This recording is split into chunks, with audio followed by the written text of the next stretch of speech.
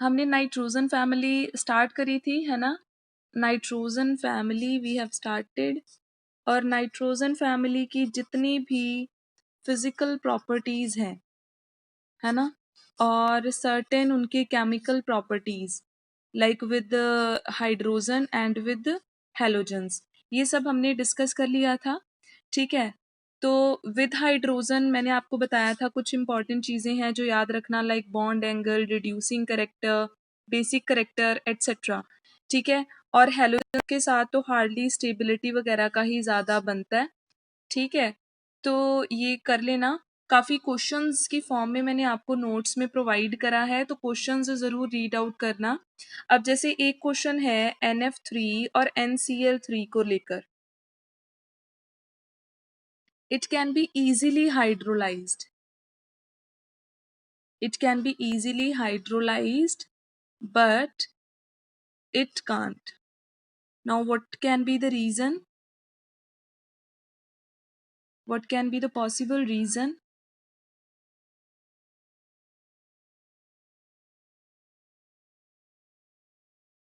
Hydrolyse होने का मतलब बेटा यही है कि वाटर के साथ वो रिएक्ट कर रहे हैं। वाटर आपको पता है उसमें ऑक्सीजन के पास लोन पेयर है।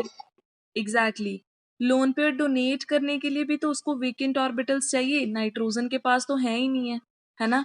साथ में रहा फ्लोरीन और इधर रहा क्लोरीन, फ्लोरीन के पास भी फर्दर अवेलेबिलिटी नहीं है वेकेंट डी ऑर्बिटल्स की, सिर्फ क्लोरीन के पास है, तो that's why it can undergo hydrolysis.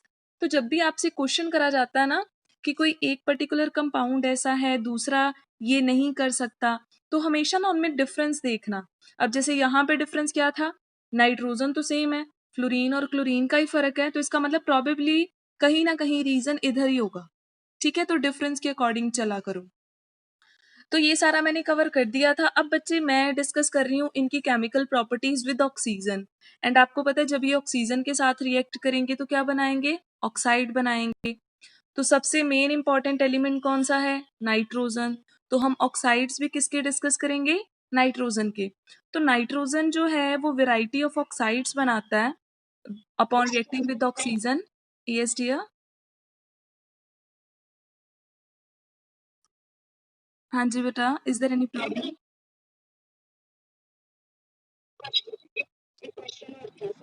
जी जी जी जी बोलो।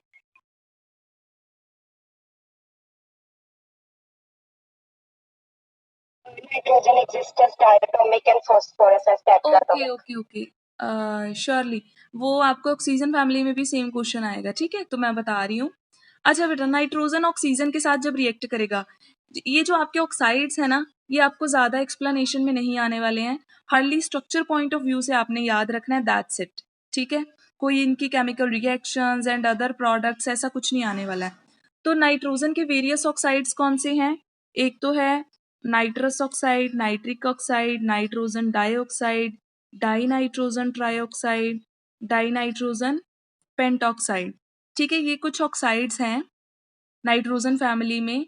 और अगर हम चार्जेस की बात करें तो यहाँ पे नाइट्रोजन में +1 चार्ज है, यहाँ +2 चार्ज है, यहाँ पे +4 है, यहाँ पे +3 है, और यहाँ पे +5 है।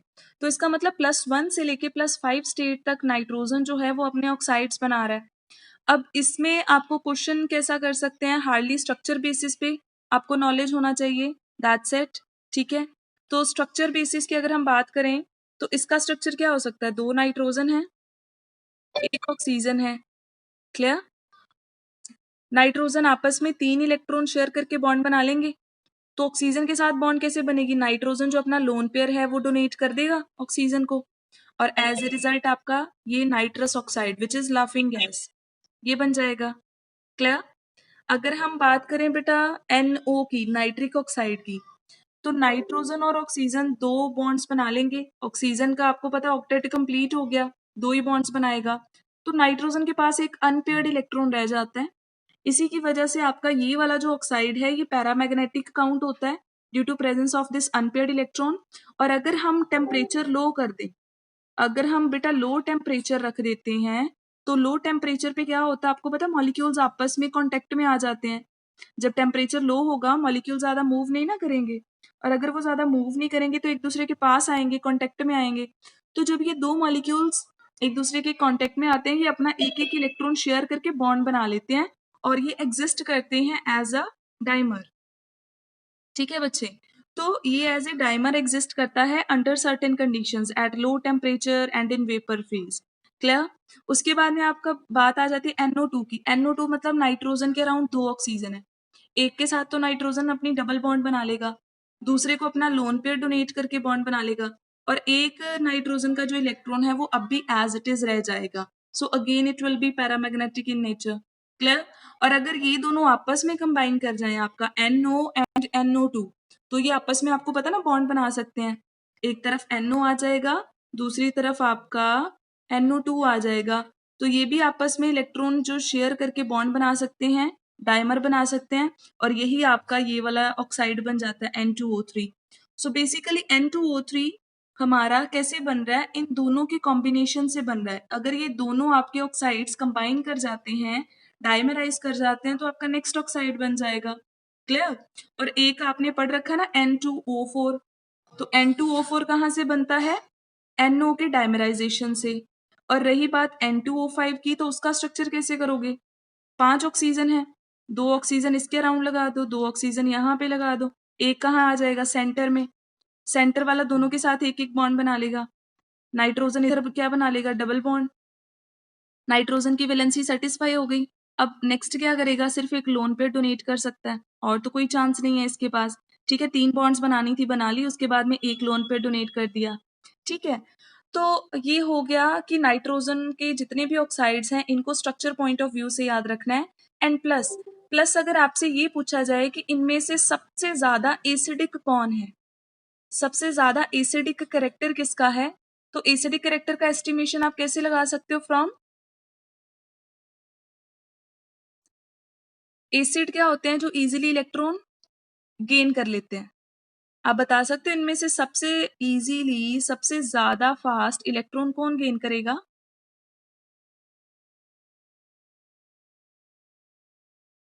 जी बेटा, any one of you? Nitrogen का ऑक्सीडेशन स्टेट चेक करो, इधर +5 है, इधर आते आते कम होता जा रहा है, +1। जितना ज्यादा ऑक्सीडेशन स्टेट होगा, जितना ज्यादा चार्ज होगा, उतना इजीली कोई भी जो एलिमेंट है वो इलेक्ट्रॉन गेन करेगा, है ना? Larger the oxidation state, positive oxidation state, more will be the tendency to gain the electron, and that's why it will be more acidic in nature. Clear?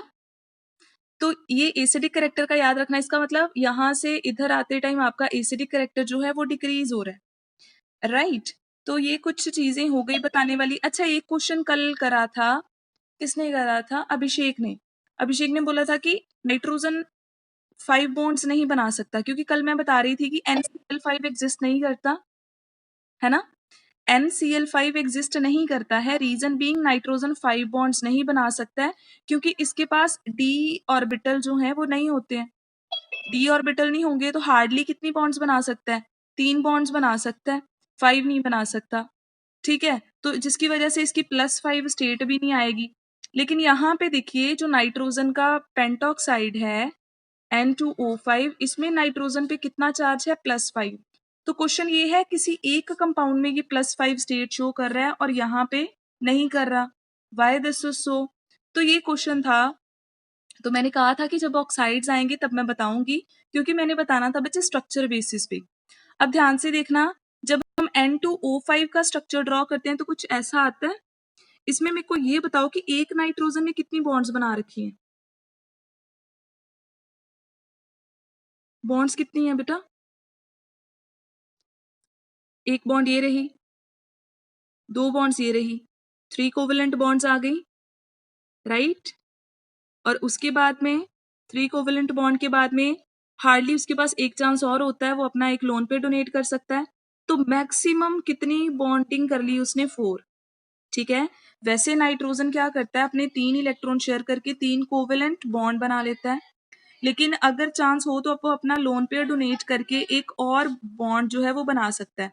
तो maximum nitrogen जो है वो 4 covalency show कर सकता है, 4 covalent bond बना सकता है ना। लेकिन यहाँ पे रही बात चार्ज की, नाइट्रोजन पे चार्ज तो +5 आ रहा है, वो तो आ रहा है कि मॉलिक्यूल का जैसे न्यूट्रल होना चाहिए एंड ऑल, वो तो चार्ज आ रहा है। इसका मतलब ये नहीं है कि नाइट्रोजन 5 बॉन्ड बना रहा है। आप स्ट्रक्चर में देखोगे तो नाइट्रोजन की बॉन्ड्स अगेन कितनी आ रही हैं, 4। ठीक है, तो सिमिलरली हियर नाइट्रोजन 5 बॉन्ड्स नहीं बना सकता। ठीक है, नाइट्रोजन सिर्फ 3 बॉन्ड्स बनाएगा, एट मैक्स 4 बॉन्ड्स बनाएगा, 5 बॉन्ड्स नहीं बना सकता। हाँ, किसी स्टेट में +5 उस पर चार्ज आ सकता है, बट दैट डजंट मीन कि नाइट्रोजन ने 5 बॉन्ड्स बनाए हैं। अब ये एग्जाम्पल आप देख ही सकते हो। Is it clear? ऑक्साइड्स का सारा समझ में आ गया बच्चा?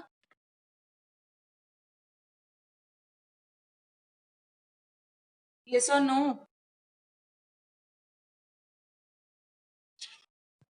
Are you people listening?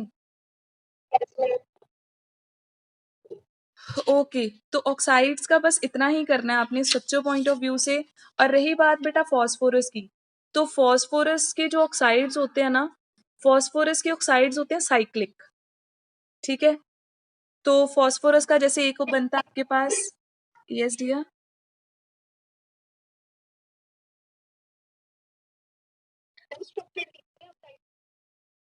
Structure oxide के यहाँ पे कहाँ प्रॉब्लम है?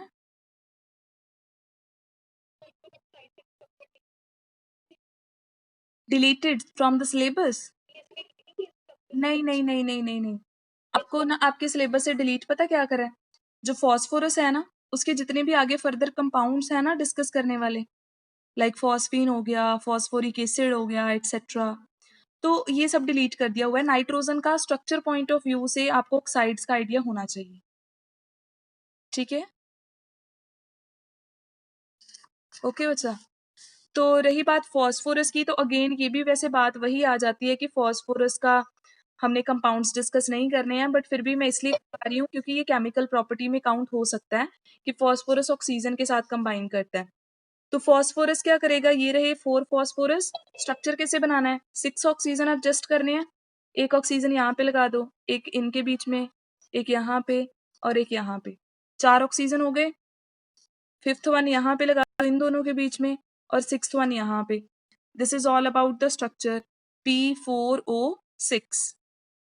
क्लियर? और रही बात आपकी P4O10 की, तो P4O10 का जो स्ट्रक्चर है वो कैसे बनेगा, ऑक्सीजन 10 है ना। ऑक्सीजन 10 होने का क्या मतलब है कि 4 ऑक्सीजन और आ रहे हैं, तो वो 4 कहाँ पे लिख दोगे, फॉस्फोरस डबल बॉन्ड बना लेगा इधर, तो ऐसे करके भी आप मेंशन कर सकते हो। सो ये दोनों स्ट्रक्चर आ गए। ठीक है, तो ज्यादा बस स्ट्रक्चर का थोड़ा सा ध्यान रखना था, ज्यादा कुछ नहीं पढ़ना है। अब यहाँ पे क्वेश्चन ये है कि नाइट्रोजन तो सिंपल एक चेन में स्ट्रक्चर बना रहा है ऑक्साइड अपना, और ये साइक्लिक बना रहा है, सो व्हाई दिस इज सो। अब सेम क्वेश्चन मैं आपके साथ डिस्कस कर रही हूँ जो तनीषा ने डाउट पूछा है N2 एंड P4 का। फर्स्ट एलिमेंट जो भी होता है ना बच्चे किसी भी पीरियड का, जैसे यहाँ पे नाइट्रोजन आपका फर्स्ट एलिमेंट है ना। फर्स्ट एलिमेंट हमेशा डिफरेंट बिहेवियर शो करता है, वो आपको रीजन पता है, due to its small size, due to high ionisation enthalpy, due to very high electronegativity, and सबसे जो इम्पोर्टेंट रीजन है that is unavailability of d orbitals, है ना। तो डेफिनेटली नाइट्रोजन कहीं ना कहीं प्रॉपर्टीज डिफरेंट जरूर शो करेगा। क्लियर? तो जैसे बाकी सारे +5 स्टेट शो कर देते हैं लेकिन नाइट्रोजन नहीं करता है ना। तो ऐसी कुछ चीजें हैं। अब सेम क्वेश्चन यहाँ पे भी आ जाता है कि जो नाइट्रोजन है वो अपनी डायमेरिक स्टेट में एग्जिस्ट करता है, ये सबको पता है कि नाइट्रोजन N2 फॉर्म में एग्जिस्ट करता है, और जो फॉस्फोरस है वो P4 फॉर्म में एग्जिस्ट करता है, बाकी सब भी अपनी टेट्राटॉमिक फॉर्म में एग्जिस्ट करते हैं। ठीक है, तो फॉस्फोरस की टेट्राटॉमिक स्टेज, ठीक है, एंड नाइट्रोजन की diatomic. And now why this is so, what is the reason. तो रीजन बेटा ये है कि जब आप बॉन्डिंग करके चेक कर सकते हो, ये रहे दोनों नाइट्रोजन, नाइट्रोजन मैक्सिमम कितनी शेयरिंग कर सकता है इलेक्ट्रॉन्स की, 3। पहले एक इलेक्ट्रॉन शेयर किया, सिंगल बॉन्ड बन गई, सिंगल बॉन्ड आपको पता ना डायरेक्ट ओवरलैपिंग से बनती है। उसके बाद में दोनों नाइट्रोजन काफी छोटे हैं, इनके p ऑर्बिटल्स पास में ही हैं, तो इनके p ऑर्बिटल्स क्या कर जाएंगे, साइड वाइज ओवरलैप कर जाएंगे और डबल बॉन्ड बन जाएगी एंड फिर ओवरलैप करेंगे और ट्रिपल बॉन्ड बन जाएगी। तो यहाँ पे दोनों नाइट्रोजन के बीच में ट्रिपल बॉन्ड क्यों बन रही है, due to pi overlapping, sorry due to p overlapping. The bond is p pi bond, और ये तभी पॉसिबल है कि इसका p ऑर्बिटल इसके p ऑर्बिटल के साथ ओवरलैप कर जाए, और ओवरलैपिंग तभी होगी जब दोनों का साइज स्मॉल होगा, दोनों के p ऑर्बिटल एक दूसरे के साथ ओवरलैप करने में कैपेबल होंगे। तो नाइट्रोजन एक दूसरे के साथ कंबाइन करने पे उनकी जो वैलेंसी थी, उनका जो स्टेबिलिटी था, वो अचीव हो गया। अब रही बात फॉस्फोरस की, फॉस्फोरस एक ये रहा, एक ये रहा। अब इन लोगों ने क्या किया, एक एक इलेक्ट्रॉन शेयर करके सिंगल बॉन्ड बनाई। जब बात आई डबल बॉन्ड बनाने की, तो इनका लार्ज साइज है, लार्ज साइज होने की वजह से इनकी जो p पाई बॉन्डिंग है अब वो नहीं हो पा रही, लेकिन इन लोगों ने अपनी वैलेंसी तो सेटिस्फाई करनी है। आपको पता है ना, नाइट्रोजन फैमिली सबके पास 3 इलेक्ट्रॉन्स इनको चाहिए ही है ना, 3 इलेक्ट्रॉन्स शेयर करके इन लोगों ने अपनी वैलेंसी सेटिस्फाई करनी है। सबके पास 5 इलेक्ट्रॉन है, तो इनका तो आपस में ही हो गया, इसका नहीं हो पा रहा, इसने एक बॉन्ड इसके साथ बनाई, अब ये एक और बॉन्ड किसी और के साथ बना लेगा और एक और बॉन्ड किसी और के साथ बना लेगा, तो सेटिस्फाई हो गया 3 बॉन्ड्स बना के। अब ये वाला फॉस्फोरस ये भी इनके साथ बना लेगा। अब देखो हर एक फॉस्फोरस की कितनी बॉन्ड्स हो गई, 3 बॉन्ड्स हो गई, ठीक है। तो दैट्स वाई ये लोग टेट्रा अटोमिक स्टेट में, टेट्रामेरिक स्टेट में एग्जिस्ट करते हैं, बाकी सब के सब। Reason is the size is large and they can't form p pi bonding, but nitrogen के केस में p पाई बॉन्डिंग बन जाती है। अब यहीं से एक और क्वेश्चन आपको अराइज हो जाता है, nitrogen is less reactive while other elements are highly reactive, why this is so? कोई बताएगा रीजन, रिएक्टिविटी के पीछे क्या रीजन हो सकता है?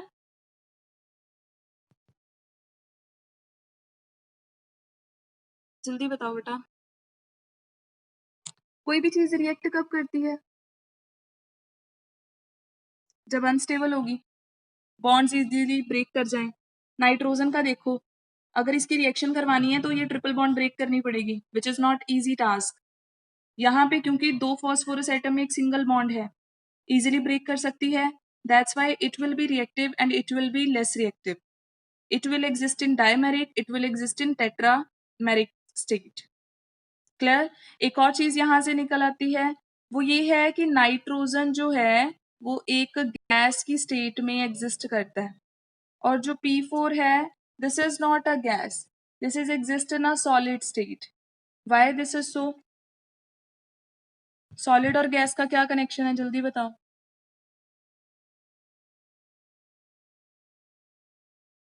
समझ में आ रहा है बेटा?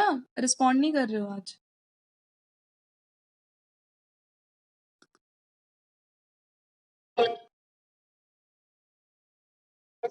हाँ जी अभिषेक, क्या रीजन हो सकता है, नाइट्रोजन गैशियस है, P4 सॉलिड है?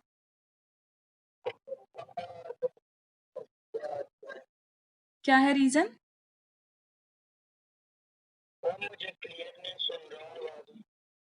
ओके ओके ओके, बाकी सबको आवाज क्लियर आ रही है?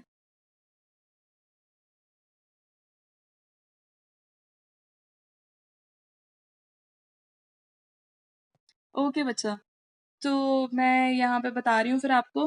बच्चे देखो, जब कोई भी चीज गैशियस, सॉलिड या लिक्विड स्टेट में एग्जिस्ट करती है, रीजन क्या होता है? रीजन होता है एक मॉलिक्यूल का दूसरे मॉलिक्यूल के साथ कैसा कनेक्शन है। मेरा एक नाइट्रोजन मॉलिक्यूल ये रहा, दूसरा नाइट्रोजन मॉलिक्यूल ये रहा, तीसरा ये रहा, ऐसे बहुत सारे मॉलिक्यूल आपस में कॉन्टेक्ट में होंगे। अब इनमें कितनी इंटरेक्शन स्ट्रॉन्ग है ये भी तो मैटर करता है। अब हैं ये सबके सब नॉन पोलर, और इसमें इंटरेक्शन कौन सी होंगी, वंडरवॉल इंटरेक्शंस, और वंडरवॉल इंटरेक्शन बहुत वीक है, और आपको पता है साइज पे डिपेंड करती हैं। आप देख रहे हो नाइट्रोजन मॉलिक्यूल का साइज कितना छोटा है, तो बड़े कम एक दूसरे के कांटेक्ट में आ रहे होंगे, तो वंडरवॉल फोर्सेस क्या होंगी, काफी वीक। इतनी वीक होंगी तो डेफिनेटली ये एग्जिस्ट करेगा एज अ गैशियस स्टेट।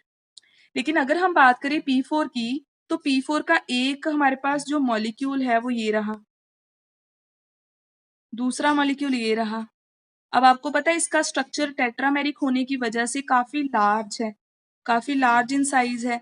तो जब ये दोनों मॉलिक्यूल आपस में कांटेक्ट में आएंगे, तो क्योंकि इनका सरफेस एरिया ज्यादा है, कॉन्टेक्ट में ज़्यादा आ रहे हैं, तो डेफिनेटली इनमें जो वंडरवॉल फोर्सेस हैं वो बहुत स्ट्रांग होंगी and as a result it will exist as a solid. Is it clear?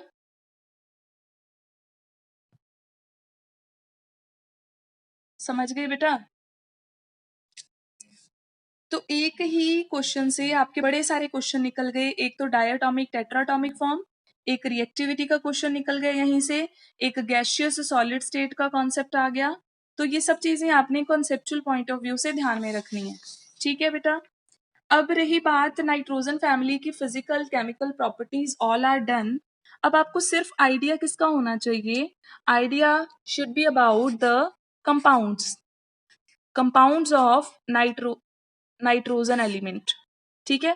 तो क्योंकि फॉस्फोरस एलिमेंट के जो कंपाउंड्स हैं those are also important, but उनको सिलेबस से डिलीट कर दिया गया है. तो हम सिर्फ कौन से करने वाले हैं? हम सिर्फ नाइट्रोजन के कंपाउंड डिस्कस करने वाले हैं. तो कौन कौन से डिस्कस करने हैं? इंपॉर्टेंट वन, एक तो नाइट्रोजन गैस, एक अमोनिया, है ना, अगेन इंपॉर्टेंट कंपाउंड. और एक नाइट्रोजन का इंपॉर्टेंट कंपाउंड कौन सा है बेटा? Nitric acid, HNO3. तो हमने इन्हीं को लेकर डिस्कस करना है. क्लियर? तो अब हम बात करते हैं कि इन कंपाउंड्स के बारे में क्या चीज पता होनी चाहिए. तो बच्चा आपको प्रेपरेशन मेथड पता होना चाहिए, इनकी थोड़ी बहुत केमिकल प्रॉपर्टीज. ठीक है? और बस इतना थोड़ा बहुत सफिशिएंट है इनके लिए करना. राइट? तो मैं सबसे पहले बात कर रही हूँ नाइट्रोजन गैस की. तो नाइट्रोजन गैस की अगर हम प्रेपरेशन की बात करें तो जो मोस्ट कॉमन मेथड है to prepare all these, wait,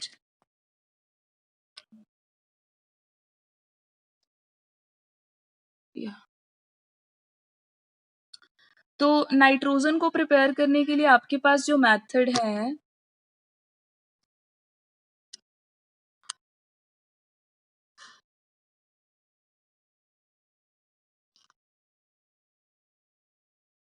हाँ अब ठीक है.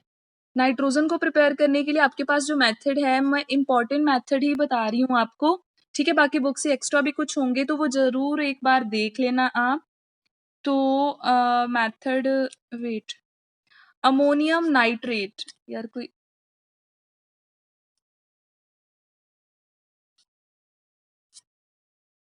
अमोनियम नाइट्रेट, उसको आप हीट करोगे अगर, ठीक है, तो वो डीकम्पोज होके क्या बना देता है? Nitrogen gas plus water. ठीक है?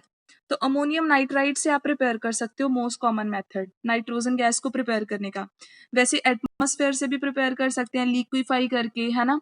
और वैसे अमोनियम नाइट्रेट को डीकम्पोज कर दो, या फिर अमोनियम डाइक्रोमेट, एक और सोल्ट है अमोनियम का, अमोनियम डाइक्रोमेट को हीट करोगे तब भी नाइट्रोजन डाई नाइट्रोजन गैस बन जाएगी. साथ में आपके कुछ साइड प्रोडक्ट्स आ जाएंगे. क्लियर? बाकी नाइट्रोजन गैस कैसी है सबको पता है, कलरलेस है ना, ना कोई इसकी ऑर्डर होती है पर्टिकुलर. ठीक है? तो ये सब प्रॉपर्टीज आपको ऑलरेडी पता है.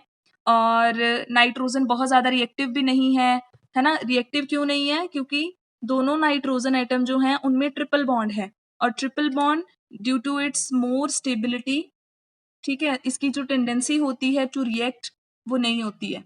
ठीक है? तो नाइट्रोजन गैस की रिएक्टिविटी भी आपको पता है अच्छे से. अच्छा एक और चीज बताऊं, आप वो देखते हो ना जो एयर बैग्स लगे होते हैं कार्स वगैरह में, कि जब कोई एक्सीडेंट वगैरह या कुछ भी ऐसा हो जाए तो आपको चोट वगैरह ना आए. सुन पा रहे हो? एयर बैग्स होते हैं ना कार्स में, सेफ्टी पॉइंट ऑफ व्यू से. तो उन एयर बैग्स का क्या रीजन है? उसमें कौन सी कैसे अचानक से उसमें गैस फिल हो जाती है? तो बेटा उसमें ना एक कंपाउंड रखा होता है, it is sodium azide, NeN3, sodium azide. तो जब हिट करते हैं, हिट करने की वजह से, वो स्ट्राइक करने की वजह से उसमें हीट प्रोडक्शन होता है और वो डीकम्पोज कर जाता है. ये जो कंपाउंड है हाईली अनस्टेबल है, फटाफट से डीकम्पोज कर जाता है. डीकम्पोज करके इसने दो प्रोडक्ट बना देने हैं, सोडियम एंड नाइट्रोजन. तो नाइट्रोजन अचानक से उसमें से रिलीज होता है, जिसकी वजह से वो जो बैग है वो एयर से फिल हो जाता है और आपकी जो है वो प्रोटेक्शन करी जा सकती है. ठीक है? क्लियर? तो ये कुछ आपको चीज़ें पता होनी चाहिए अबाउट नाइट्रोजन। मैंने पहले ही बताया, मैं हाइलाइटेड वे में कवर कर रही हूँ, बाकी आपने थॉरोली एक बार रीड आउट ज़रूर करनी है चीज़ें। अब रही बात नाइट्रोजन का, हो गया डिस्कस। अब रही बात आपका अमोनिया। तो अमोनिया को प्रिपेयर करने का आपको पता है सबसे बेस्ट मेथड हम कौन-सा ऑप्ट करते हैं?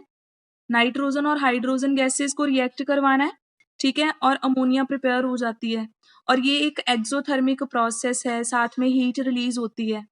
राइट? तो ये वैसे तो अमोनिया को प्रिपेयर करने के और भी बहुत सारे मेथड हैं, मैं 1-2 और बताती हूँ, लेकिन सबसे जो बेस्ट मेथड है अमोनिया को प्रिपेयर करने का, that is from nitrogen and hydrogen gas, ठीक है? तो ये इम्पोर्टेंट क्यों है? क्योंकि this is a naming process, industrial method है प्रिपेयर करने का, और इसको हम लोग क्या बोलते हैं? It is known as Haber's process, ठीक है? और ये फर्दर इम्पोर्टेंट क्यों है? क्योंकि इसके बेसिस पे आपको सिंगली क्वेश्चन अलग से डाल सकते हैं कि हेबर प्रोसेस का फुल एक्सप्लेनेशन दे दो। तो क्योंकि रिएक्शन आपकी इक्विलिब्रियम में है ना? इक्विलिब्रियम का क्या मतलब है? कि प्रोडक्ट काफ़ी कम बनता है इन केसेस में, रिएक्टेंट कहीं न कहीं रह जाता है। तो हम चाहते हैं कि इस रिएक्शन में अमोनिया ज़्यादा से ज़्यादा बने, हमारा प्रोडक्ट अच्छा बने। तो हम क्या कंडीशंस जो हैं वो यहाँ पे लगा सकते हैं? तो बेटा हम ली चैटलियर प्रिंसिपल फॉलो करेंगे इक्विलिब्रियम का। हम सबसे पहली कंडीशन रख देते हैं टेम्परेचर की, ठीक है? आपको पता है ये एक एक्सोथर्मिक प्रोसेस है। ये प्रोसेस कौन-सा है? मैंने अभी बताया ना कि हीट रिलीज़ होती है, it is exothermic process. Exothermic के केस में प्रोडक्ट वाली साइड पे हीट रिलीज़ होती है, तो इधर टेम्परेचर हाई होता है, और लेफ्ट साइड पे जो टेम्परेचर है वो क्या होता है? लो होता है। अब हम क्या चाहते हैं कि रिएक्शन फॉरवर्ड शिफ्ट हो जाए, हम क्या करेंगे? टेम्परेचर लो कर देंगे बाहर से। अगर हम एट लो टेम्परेचर पे इस रिएक्शन को करवाएंगे, जब हमने टेम्परेचर लो करना है, तो रिएक्शन ने किस तरफ शिफ्ट हो जाना है ताकि टेम्परेचर को हाई किया जा सके? तो रिएक्शन किस तरफ शिफ्ट हो जाएगी? फॉरवर्ड डायरेक्शन में। क्लियर? तो हम अगर चाहते हैं कि अमोनिया अच्छे से अच्छा बने, हमारे पास ज़्यादा यील्ड आए, तो हम टेम्परेचर को लो रखेंगे। समझ पा रहे हो ये चीज़ें? ली चैटलियर प्रिंसिपल हमने ऑलरेडी डिस्कस करा हुआ है। येस और नो? यस। अब रही बात बेटा प्रेशर की, तो प्रेशर की बात अगर आपने करनी है तो ज़रा रिएक्शन को बैलेंस करना पड़ेगा। ये रिएक्शन हो गई आपकी बैलेंस। लेफ्ट साइड पे देखो, 1 नाइट्रोजन है और 3 हाइड्रोजन है। टोटल 4 मोल है, 4 मोल गैस है आपकी। राइट साइड पे देयर इज़ ओनली 2 मोल्स। तो जिस साइड पे ज़्यादा मोल्स होंगे उस साइड पे प्रेशर काफ़ी हाई होना है, और जिस साइड पे कम मोल्स होंगे गैसेस के, उस साइड पे प्रेशर क्या होना है? लो होना है। अब हम चाहते हैं कि इस साइड पे हमारी रिएक्शन चली जाए, राइट साइड पे। हम क्या करेंगे? हम प्रेशर रखेंगे हाई बाहर से। एक्सटर्नल कंडीशन हमने क्या रखनी है? हमने हाई प्रेशर अप्लाई करना है। हाई प्रेशर अप्लाई करेंगे तो रिएक्शन फॉरवर्ड शिफ्ट होगी, क्योंकि उस साइड पे प्रेशर काफ़ी लो है। Clear? So that means these are very suitable conditions to get the maximum yield of the ammonia. Temperature should be low, pressure should be high. इसके अलावा आप कैटलिस्ट वगैरह यूज़ कर सकते हो, है ना? कैटलिस्ट वगैरह हम लोग क्या यूज़ करते हैं? फेरिक ऑक्साइड को एज़ ए कैटलिस्ट यूज़ करते हैं, उसको प्रमोट करने के लिए मोलिब्डेनम यूज़ करते हैं, ठीक है? तो ये सब चीज़ें आपने याद रखनी है, ठीक है? उसके बाद में रिएक्टेंट की कंसंट्रेशन ज़्यादा रखना, ठीक है? जितना ज़्यादा आपका रिएक्टेंट होगा, उतनी रिएक्शन फॉरवर्ड जाएगी, क्योंकि रिएक्शन ने क्या ट्राई करना है कि रिएक्टेंट को कम से कम किया जाए, और कम तभी होगा जब प्रोडक्ट ज़्यादा बनेगा। तो आप क्या करो, रिएक्टेंट की जो कंसंट्रेशन है उसको हाई रखो, ज़्यादा से ज़्यादा नाइट्रोजन और हाइड्रोजन गैस लेने का ट्राई करो, ठीक है? तो ये सारी हेबर प्रोसेस के साथ रिलेटेड था। इसके अलावा आप अमोनिया को अगर कोई और मेथड देखना चाहते हो प्रिपरेशन का, तो अमोनिया को कैसे प्रिपेयर कर सकते हो बेटा? आप एक एसिड और आप एक बेस ले सकते हो, जैसे मैं आपको बता रही हूँ NaOH, ठीक है? और एक तरफ मैंने लिया एक salt, ammonium chloride. Ammonium chloride आपको पता है ना किससे मिलके बना होता है? अमोनिया एंड HCl, 2 चीज़ों का मिक्सचर है ये, है ना? Ammonium chloride. हम चाहते हैं अमोनिया बजाए। अमोनिया कैसे बनेगी? अगर इसका HCl कहीं न कहीं से हम इसको उड़ा देंगे। हमने एसिड को खत्म करने के लिए क्या डाल दिया? बेस। जैसे ही हमने बेस डाला, बेस ने एसिड को न्यूट्रलाइज कर देना और हमारी जो अमोनिया है वो प्रोड्यूस हो जानी है। एसिड और बेस ने क्या रिएक्ट करके बना देना है, NaCl एंड साथ में वाटर। Is it clear? तो आप किसी एसिडिक सॉल्ट को बेस के साथ रिएक्शन करके भी अमोनिया को जो है वो प्रिपेयर कर सकते हो, ठीक है। इसके अलावा अमोनिया जो है वो भी अगेन कलरलेस है, लेकिन इसकी स्मेल बहुत गंदी होती है, बहुत ही पंजेंट स्मेल है इसकी, ठीक है बेटा। उसके बाद में एक छोटी सी चीज और हम डिस्कस कर लेते हैं कि अमोनिया रिएक्शंस कैसी करता है, ठीक है। तो अमोनिया की रिएक्शंस सिंपल सा कंपाउंड है, तो रिएक्शंस भी डेफिनेटली सिंपल होंगी। अब देखो अमोनिया ये रहा, हमें पता है नाइट्रोजन के ऊपर क्या है, लोन पेयर है। लोन पेयर है यानी कि ये एक्ट करता है एज अ बेस, ठीक है। और अगर ये एज अ बेस एक्ट करेगा तो इसका मतलब ये किसी भी एसिड के साथ रिएक्शन कर सकता है। तो हम अमोनिया की रिएक्शन HCl के साथ करवा दें, चाहे सल्फ्यूरिक के साथ करवा दें, किसी भी एसिड के साथ रिएक्ट करवाएंगे। और आपको पता है एसिड और बेस मिलके क्या बना लेते हैं, सॉल्ट, है ना। तो इसका मतलब जब ये एज ए बेस एक्ट करेगा तो ये सॉल्ट फॉर्म कर सकता है, राइट। इसके अलावा आपको पता है कि ये एज अ लुईस बेस भी एक्ट कर सकता है। लुईस बेस क्या होते हैं, लुईस बेस होते हैं जो अपना लोन पेयर डोनेट करते हैं, है ना। अब मान लो मैं एक लुईस एसिड लेती हूँ, ये मैंने लिया लुईस एसिड। लुईस एसिड क्या होते हैं, जो इलेक्ट्रॉन पेयर को गेन करते हैं। तो ये दोनों आपस में रिएक्ट करके, ठीक है, ऐसा कुछ कंपाउंड बना सकते हैं, कोऑर्डिनेट बॉन्ड कर सकते हैं फॉर्म, ठीक है। क्योंकि इसने अपना लोन पे डोनेट करना था, इसने गेन करना था। सिंपल एसिड्स के साथ रिएक्ट करके ये अपना सॉल्ट बना सकता है, ठीक है। इसके अलावा ये as a complexing agent act कर सकता है। कॉम्प्लेक्सिंग एजेंट मतलब एज ए लाइगेंट, वो तो आपको पता ही है, अमोनिया एक लाइगेंट है। Why is it a ligand? Ligand act करने के लिए क्या होना चाहिए, या तो नेगेटिव चार्ज या फिर लोन पेयर। तो इसके पास लोन पेयर हैं अच्छे खासे, है ना। तो एम्प्टी, हाँ, जिस मेटल के पास एम्प्टी डी ऑर्बिटल होगा, लाइक सिल्वर क्लोराइड के साथ या कॉपर के किसी सॉल्ट के साथ कर जाए, ठीक है। तो किसी के साथ भी जब ये रिएक्ट करेगा तो ये एज ए लाइगेंड एक्ट कर सकता है, और उसकी वजह से डेफिनेटली ये क्या बनाएगा, ये कॉम्प्लेक्सेस फॉर्म कर सकता है। क्लियर? तो ये कुछ इसकी मेन प्रॉपर्टीज हैं एज ए बेस और एज अ कॉम्प्लेक्सिंग एजेंट। ये आपको अलग से भी कुछ क्वेश्चन आ सकता है, why ammonia act as a very good complexing agent, ठीक है। तो गुड कॉम्प्लेक्सिंग एजेंट क्यों है, क्योंकि नाइट्रोजन का साइज छोटा है, इलेक्ट्रॉन डेंसिटी बहुत ज्यादा है। एज ए रिजल्ट नाइट्रोजन अपना जो लोन पेयर है वो इजीली डोनेट कर सकता है to the metal ion and can act as a very good complexing agent. Okay, good, समझ में आ गया इतना। अब रह गया बेटा आपका सिर्फ नाइट्रिक एसिड डिस्कस करने वाला, बाकी मैंने सारे कंपाउंड्स डिस्कस कर दिए। अब आप लोग क्या करना, नेक्स्ट लेक्चर के लिए ऑक्सीजन फैमिली को अच्छे से रीड आउट करके रखना, because there is no difference in the oxygen and nitrogen family. बिल्कुल जैसे मैंने नोट्स में नाइट्रोजन फैमिली लिखी है, सिमिलर सेम कंपैरिजन में मैंने ऑक्सीजन फैमिली लिखी है। Same type of questions are there, similar properties are there, ठीक है। थोड़ा थोड़ा फर्क आएगा, तो रीड आउट करके रखना। जस्ट 10-15 मिनट लगा के उसको कवर करेंगे और सीधा हम नेक्स्ट लेक्चर में कंपाउंड्स पे आ जाएंगे, ठीक है, जिसमें आपको थोड़ी बहुत दिक्कत हो सकती है। क्लियर? तो ये सारा रीड करके रखना, फिर नेक्स्ट लेक्चर में हम ये डिस्कस करेंगे नाइट्रिक एसिड एंड सीधा ऑक्सीजन फैमिली के कंपाउंड्स पे आ जाएंगे, ठीक है। फिजिकल प्रॉपर्टीज वाला सेक्शन आप रीड करके रखना, if there is any doubt you can ask. Okay.